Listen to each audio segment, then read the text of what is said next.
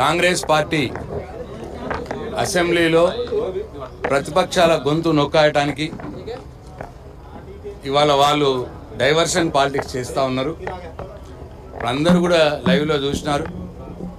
మా ఎమ్మెల్యే జగదీశ్వర్ రెడ్డి గారు వారు అన్నది ఏంది,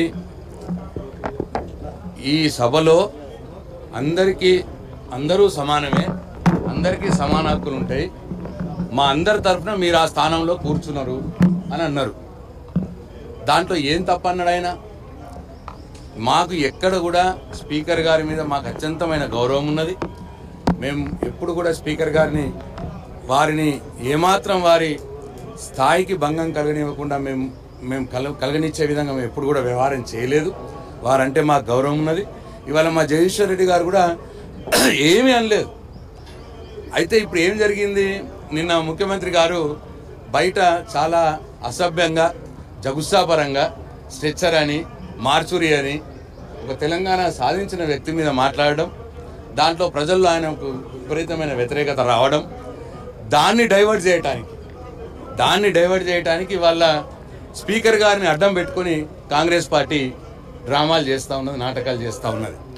అట్టనే జగదీశ్వర్ రెడ్డి గారు సభలో మాట్లాడుతూ, మీరు 2500 మహిళలకు ఇచ్చినారా, మీరు రుణమాఫీ 2 లక్షల రుణమాఫీ చేసినారా, మీరు రైతు బంధు ఇచ్చిండ్రా, మీరు స్కూటీలు ఇచ్చిండ్రా, మీరు 5 లక్షల భరోసా కార్డు ఇచ్చిర్రా విద్యార్థులకు, మీరు ఏం చేసిండ్రు, ఇప్పటికి ఒక్క ఇల్లన్నా, ఒక్క ఇందిరమ్మ ఇల్లని అన్నారు, ఒక్క ఇల్లన్నా కట్టిర్రా అని అడిగిండు. 15 నెలలు అయింది మీరు వచ్చి, మీరు ఇవి చేసిండ్రా అని అడిగిండు.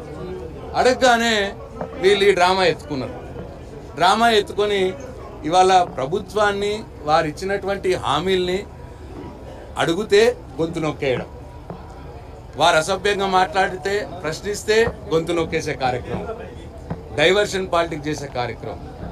చివరికి ఇక్కడ మీడియా పాయింట్కి వస్తే మొత్తం కాంగ్రెస్ లెజిస్లేచర్ పార్టీ అంతా మీడియా పాయింట్ ఉన్నది.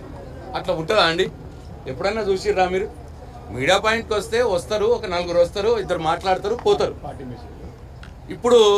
ఇప్పుడు నేను అనుకుంటే బహుశా ఇప్పుడు ఆయన 12వ వ్యక్తో 15వ వ్యక్తో మాట్లాడుతున్నాడు, ఇంకా ఒక 10 మంది లైన్లో ఉన్నారు. దీని ఉద్దేశం ఏంది? స్పీకర్ గారు ఇప్పుడు బెల్ కొట్టానే హౌస్ స్టార్ట్ అయితే మాకు అవకాశం లేదు, ఇక మీడియాకు మాట్లాడే అవకాశం లేదు. మీడియా పాయింట్లో కూడా మా గొంతు నొక్కే ప్రయత్నం, అక్కడ అసెంబ్లీలో మా గొంతు నొక్కే ప్రయత్నం.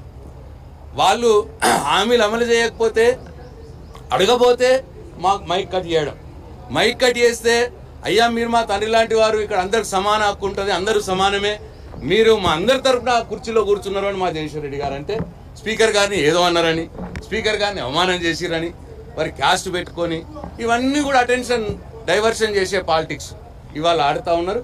కానీ కాంగ్రెస్ పార్టీ ఎంత అటెన్షన్ డైవర్షన్ పాలిటిక్స్ చేసినా కింద ప్రజలంటూ ఉన్నారు, వాళ్ళకు తెలుసు వీళ్ళు ఏం చెప్పిండ్రు, మరి ఇప్పుడు ఏం వస్తున్నది.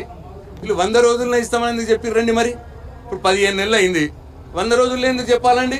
మా 5 సంవత్సరాల కాలంలో మేము హామీలు చేస్తామని చెప్పేది ఉండే అప్పుడు వాళ్ళు.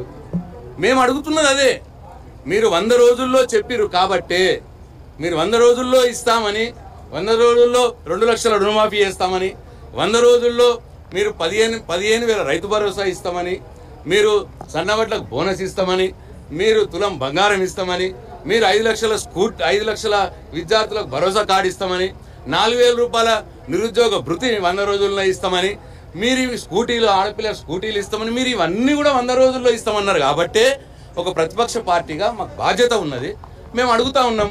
అది కూడా శాసనసభ వేదికగా అడుగుతా ఉన్నాం. మేము ఇంకెక్కడ అడగాలి ప్రభుత్వాన్ని, ఎక్కడ ప్రశ్నించాలి మేము ప్రభుత్వాన్ని? డెఫినెట్గా శాసనసభ వేదిక ద్వారా ప్రశ్నిస్తున్నాం. మేము ప్రశ్నిస్తుంటే దానికి సమాధానం చెప్పలేక డైవర్షన్ పాలిటిక్స్ చేసి స్పీకర్ గారిని అడ్డం పెట్టుకొని ఇవాళ డ్రామాలు చేస్తున్నది కాంగ్రెస్ పార్టీ.